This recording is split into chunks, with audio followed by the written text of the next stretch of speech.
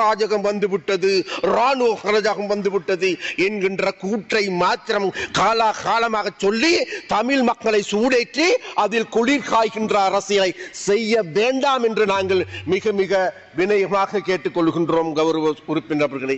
அதே போன்று உங்களுக்கு எல்லோருக்குமே தெரியும், அந்த நபர்களை நாங்கள் தேடி பார்க்கின்ற பொழுது நீங்க எங்களோட எல்லாம் கவனமா இருக்க. நீங்க சுமந்திரன் கிட்ட மாத்திரம் கொஞ்சம் கவனமா இருங்க ஸ்ரீதரன் நபர்களே. அவர் தான் இன்றைக்கு உங்களுக்கு பின்னால் அடிக்கடி வந்து கொண்டிருக்கின்றார். அவர் வந்தது மாத்திரமல்ல, இன்றைக்கு உங்களுக்கு எல்லோருக்குமே தெரியும் இவருக்கு எதிரான வழக்கு நடவடிக்கைகள் காரணமாக இன்றைக்கு அதாவது தமிழரசு கட்சி என்பது இன்றைக்கு சீரழிந்து போன கட்சியாக மாறி இருக்கின்றது.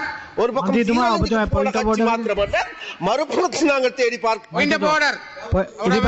தலைமை தாங்கும் உறுப்பினர் அவர்களே, என்னுடைய பெயரை கௌரவ அமைச்சர் அவர்கள் சொன்னபடியால் நான் சொல்றேன். இந்த கதிரைகளை அமைச்சர் சூடாக்கி கொண்டு வடக்கு கிழக்க நாசமாக்காதீங்க அமைச்சர் அவர்களே. முதல் வடக்கு கிழக்குல நல்லது நடக்க பாருங்க. அதை விட்டு உங்களோட போலீஸை வச்சு அராஜகம் பண்ணாதீங்க. நீங்க போலீஸ் அராஜகத்தை கைவிட்டு உங்களோட கதிரையை நீங்க சூடாக்காதீங்க. நீங்க நல்ல மனுஷரா மாறுங்க. அந்த அந்த வழிக்கு வாங்க. அமைச்சர் சந்திரசேகரன் முதல் திருந்தினால்தான். அதனால நாங்கள் சொல்லுகின்றோம், அதுதான் வேற எதுவும் இல்ல. நீங்க தமிழரசு கட்சியாக செயல்படுங்கள். இன்றைக்கு போதை வஸ்து கட்சியாக மாற வேண்டாம். இன்றைக்கு உங்களுக்கு தெரியும் நினைக்கின்றேன், நல்லூர் பிரதேச சபையில் என்ன நடந்திருக்கின்றது, உங்களுடைய கட்சிக்காரர்கள் என்ன செஞ்சு கொண்டிருக்கின்றார்கள். நீங்கள் பிரதிநிதித்துவம் செய்கின்ற கிளிநொச்சி மாவட்டம் என்ன நடந்திருக்கின்றது. கிளிநொச்சி மாவட்டத்தில் இன்றைக்கு கூடுதலான பார் இருக்கின்ற மாவட்டம் உங்களுடைய மாவட்டம். அது மாத்திரமல்ல, உங்களுடைய கட்சியை சார்ந்தவர்களை அங்கிருக்கின்ற பார் பெர்மிட் விநியோகித்திருக்கின்றார்கள் என்பதை உங்களுக்கு சொல்லிக்கொள்ள விரும்புகின்றேன். அது மாத்திரமல்ல, அங்கு மண் கடத்தப்படுகின்றது. மண் கடத்தலுக்கு பின்னால் இருக்கின்றவர் யார் என்று தேடி பார்க்கின்ற பொழுது ஸ்ரீதரன் அவர்களை அவரும் உங்களுடைய ஆக்கள். அதனால் அங்கு அராஜகம் கட்டப்பட்டிருப்பது கிளிநொச்சி மீதான அராஜகம் என்பது உங்களுடைய அராஜகம் தான் இன்றைக்கு அங்கிருக்கின்ற மக்கள் மீது கட்டவிழ்த்துவிடப்பட்டிருக்கின்றன. கௌரவ ராமலிங்கம் சந்திரசேகர் அவர்கள் உங்களுக்கு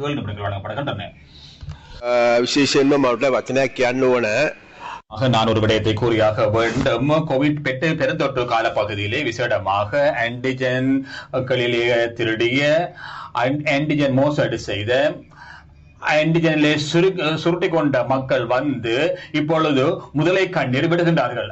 அது நீங்களா? நான் உங்களை கூறவில்லை. தொப்பி அளவானால் நீங்கள் போட்டுக் கொள்ளுங்கள், சரியா? அவ்வாறான குழுவினர்கள் காணப்படுகின்றார்கள். மோசமான அரசியல் செய்கின்ற ஒரு குழுவினர் இருக்கின்றார்கள். அவ்வாறான மோசமாக தான் நாங்கள் கோருகின்றோம். விசேடமாக அவர்களே, விசேடமாக இன்றைக்கு எங்களுக்கு எல்லோருக்கும் தெரியும், இந்த அவசரகால சட்டம் தொடர்பிலான இன்றைக்கு ஒரு விவாதம் நடைபெறுகின்றது. இதன் பொழுது எங்களுக்கு எல்லோருக்குமே தெரியும், இந்த அவசர நிலை ஏன் என்று பார்க்கின்ற போது எங்களுக்கு எல்லோருக்குமே தெரியும், இந்த அவசர நிலையை நாங்கள் கொண்டு வருவதற்கான காரணம் கடந்த காலங்களில் எங்கள் நாட்டில் ஏற்பட்ட ஒரு பேரனர்த்தம்.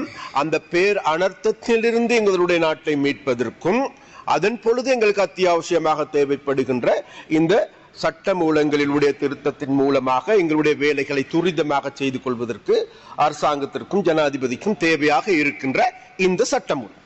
அப்ப இந்த சட்டமூலத்தை நாங்கள் பயன்படுத்தி நாட்டினுடைய மக்கள் நலன் சார்ந்த நடவடிக்கைகள் எடுத்திருக்கின்றோமே தவிர மக்கள் விரோத நடவடிக்கைகளை எடுக்கவும் இல்லை, எடுக்கப் போவதும் இல்லை என்கின்ற உத்தரவாதத்தை இந்த உயரிய சபைக்கு நாங்கள் சொல்லி வைக்க வேண்டும். அதே நேரத்தில் எங்களுக்கு தெரியும், இதற்கெல்லாம் ஒரு நீண்ட வரலாறு இருக்கின்றது. கௌரவ உறுப்பினர்களே, எங்களுடைய நாட்டில் 1979ஆம் ஆண்டு இந்த அவசர கால சட்டம் கொண்டு வரப்பட்டது. பயங்கரவாத தடுப்பு சட்டம் கொண்டு வரப்பட்டது. அதன் பொழுது உண்மையிலேயே ஒவ்வொரு மாதமும் இந்த சபையில் இந்த அவசர கால நிலைகள் கொண்டு வரப்பட்டு நிறைவேற்றப்படுகின்ற பொழுது ஒவ்வொரு மாதமும் மக்கள் கொண்டொழிக்கப்படுகின்ற, அடக்குமுறைக்குள்ளாக்கப்படுகின்ற, அல்லது சிறைகள் அடைக்கப்படுகின்ற, அல்லது வெள்ளை வேனில் கடத்தப்படுகின்ற, இருக்கின்ற ஊடகவியலாளர்கள் கொல்லப்படுகின்ற, ஊடகவியலாளர்கள் கடத்தப்படுகின்ற, அதே போன்று ஊடகங்கள் எரித்து நாசமாக்குகின்ற நடவடிக்கைகள் தான் எங்களுடைய இந்த அவசர கால சட்டம் என்றிருக்கின்ற பொழுது எங்களுக்கு இருக்கின்ற எக்ஸ்பீரியன்ஸ் அல்லது எங்களுக்கு இருக்கின்ற அனுபவம். ஆனால் அந்த அனுபவத்திற்கு இன்றைக்கு நாங்கள் முற்றுப்புள்ளி வைத்திருக்கின்றோம் கௌரவ உறுப்பினர்களே. அதே போன்று இன்னும் ஒரு விடயத்தை விசேடமாக எங்களுடைய தமிழ் பாராளுமன்ற உறுப்பினர்கள் ஒரு விடயத்தை கவனத்தில் கொள்ள வேண்டும். அவர்கள் விசேடமாக எங்களுடைய ஸ்ரீதரன் அவர்கள் இப்பொழுது இருந்தால் நல்லா இருக்கும். இருந்த போது அவர் பேசுகின்ற பொழுது சொன்னோம், ஏதோ தமிழ் மக்கள் மீது இந்த போலீஸ் அராஜகம் கட்டவிழ்த்து விடப்பட்டிருக்கின்றது. கிடையாது, போலீசினுடைய அராஜகம் கிடையாது. விசேடமாக வடக்கில் சென்று மக்களிடம் நாங்கள் கேட்டு பார்க்கின்ற பொழுது அந்த மக்கள் மத்தியில் இன்றைக்கு அந்த அராஜக நிலைமையை ஏற்படுத்துவது யார் என்பது அவர்களுக்கு நன்றாக தெரியும். ஒரு புறம். மறுபுறத்தில் ஒன்றை நாங்கள் சொல்ல வேண்டும் என்னவென்றால், இந்த விசேடமாக இவர்கள் அடிக்கடி கூறுகின்ற ஒரு வார்த்தை தான் வேறு எதுவும், இந்த தையட்டி திசவியாரை சம்பந்தமாக. அப்ப தையட்டி திசவியாரை சம்பந்தமாக நாங்கள் மிகவும் நேர்மையாக அங்கிருக்கின்ற அந்த பிரச்சனையை தீர்ப்பதற்கு ஏதுவான நடவடிக்கைகள் எடுக்கப்பட்டிருக்கும். அதன் பொழுது இன்றைக்கு எங்களுக்கு எல்லோருக்குமே தெரியும், இன்றைக்கு வடக்கில் பல்வேறு விதமான மோசடிகள் கடந்த காலங்களில் இடம்பெற்றிருக்கிறது. அப்ப அந்த மோசடிகள் தொடர்பாக இன்றைக்கு விசாரணைகள் ஆரம்பமாகியிருக்கிறது. அப்ப அந்த ஆரம்பமாகி இருக்கின்ற பொழுது ஒரு சிலர் ஒரு சில எம்பிமார்கள் இருக்கின்றார்கள். அவர்கள் அங்கு வியாபாரம் செய்கின்றார்களாம், இங்கு வியாபாரம் செய்கின்றார்களாம், அங்கு அவர்கள் பல்வேறு விதமான சூப்பர் மார்க்கெட் வைத்திருக்கின்றார்களாம், பார் வைத்திருக்கின்றார்களாம்.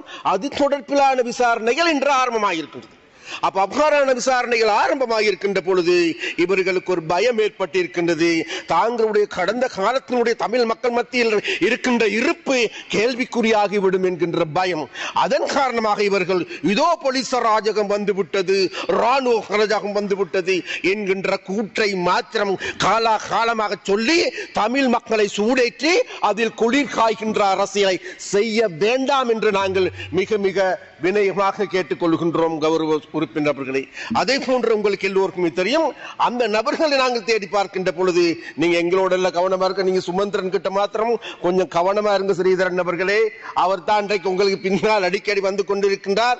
அவர் வந்தது மாத்திரமல்ல, இன்றைக்கு உங்களுக்கு எல்லோருக்குமே தெரியும் இவருக்கு எதிரான வழக்கு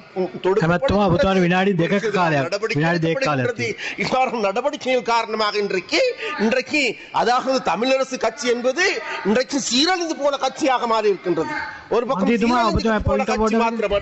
மறுபுறத்தில் நாங்கள் தேடி தலைமை தாங்கும் உறுப்பினர் அவர்களே, என்னுடைய பெயரை கௌரவ அமைச்சர் அவர்கள் சொன்னபடியால் நான் சொல்றேன். இந்த கதிரைகளை அமைச்சர் சூடாக்கி கொண்டு வடக்கு கிழக்க நாசமாக்காதீங்க அமைச்சர் அவர்களே. முதல் வடக்கு கிழக்குல நல்லது நடக்க பாருங்க. அதை விட்டு உங்களோட போலீஸை வச்சு அராஜகம் பண்ணாதீங்க. நீங்க போலீஸ் அராஜகத்தை கைவிட்டு உங்களோட கதிரையை நீங்க சூடாக்காதீங்க. நீங்க நல்ல மனுஷரா மாறுங்க. அந்த அந்த வழிக்கு வாங்க. அமைச்சர் சந்திரசேகரன் முதல் திரும்பினால்தான். அதனால நாங்கள் சொல்லுகின்றோம், அதுதான் வேற எதுவும் இல்ல. நீங்க தமிழரசு கட்சியாக செயல்படுங்கள். இன்றைக்கு போதை வஸ்து கட்சியாக மாற வேண்டாம். இன்றைக்கு உங்களுக்கு தெரியும் நினைக்கின்றேன், நல்லூர் பிரதேச சபையில் என்ன நடந்திருக்கின்றது, உங்களுடைய கட்சிக்காரர்கள் என்ன செஞ்சு கொண்டிருக்கின்றார்கள். நீங்கள் பிரதிநிதித்துவம் செய்கின்ற கிளிநொச்சி மாவட்டம் என்ன நடந்திருக்கின்றது. கிளிநொச்சி மாவட்டத்தில் இன்றைக்கு கூடுதலான பார் இருக்கின்ற மாவட்டம் உங்களுடைய மாவட்டம்.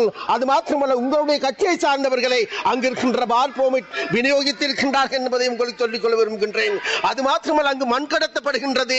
மண் கடத்தலுக்கு பின்னால் இருக்கின்றவர் யார் என்று தேடி பார்க்கின்ற பொழுது ஸ்ரீதரன் அவர்களை அவரும் உங்களுடைய ஆக்கள். அதனால் அங்கு அராஜகம் கட்டப்பட்டிருப்பது கிளிநொச்சி மீதான அராஜகம் என்பது உங்களுடைய அராஜகம். உங்களுடைய அராஜகம் தான் இன்றைக்கு அங்கிருக்கின்ற மக்கள் மீது கட்டவிழ்த்துவிடப்பட்டிருக்கின்றது என்பதை மறந்துவிட வேண்டாம். அதே போன்று இன்னும் ஒன்றை சொல்லுகின்றேன், இந்த அராஜகம் என்றைக்கும் ஒரே மாதிரி பழிக்காது என்பது, அதே போன்று ஒரே மாதிரி செய்ய முடியாது என்பதை நாங்கள் சொல்லிக்கொள்ள விரும்புகின்றோம்.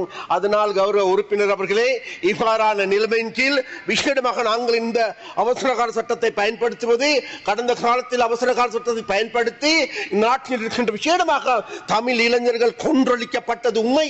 ஆனால் இன்றைக்கு நீங்கள் தேடி பாருங்கள், எங்களுடைய அரசாங்கம் ஒரு வருடத்தில் இந்த தமிழ் குடிமகன் மீது இந்த அவசரகால சட்டத்தை பயன்படுத்தி உங்களுடைய நேரம் நிறைவடைகின்றது. நாளை அப்படி செய்ய போவதும் இல்லை. தமிழ் மக்கள் இன்றைக்கு எங்களோடு நிற்கின்றார்கள். தமிழ் மக்கள் எங்களுக்கே கூடுதலான வாக்களித்திருக்கின்றார்கள். அதனால் அந்த தமிழ் மக்களை பாதுகாக்க வேண்டிய பொறுப்பு கடப்பாடு வேறு யாருக்கும் அல்ல, உங்களை விட எங்களுக்கு நிறைவேற்றிக் கொள்ளுங்கள். பார்த்துக் கொள்கின்றோம். நீங்கள் பாராமுகமாக இருந்து சுமந்திரனிடம் இருந்து உங்களை பாதுகாத்துக் கொள்வதற்கு செயல்படுங்கள் என்று கூறிக்கொண்டு விடைபெறுகின்றேன். நன்றி, வணக்கம். இன்றைய தினம் பாராளுமன்ற விவாதத்தின் போது கடற்றொழில் அமைச்சர் ராமலிங்கம் சந்திரசேகருக்கும் பாராளுமன்ற உறுப்பினர் சிவஞானம் ஸ்ரீதரனுக்கும் இடையில் கடும் தர்க்கம் ஏற்பட்டது. இதனால் பாராளுமன்றத்தில் சிறிது நேரம் அமைதியின்மை ஏற்பட்டது.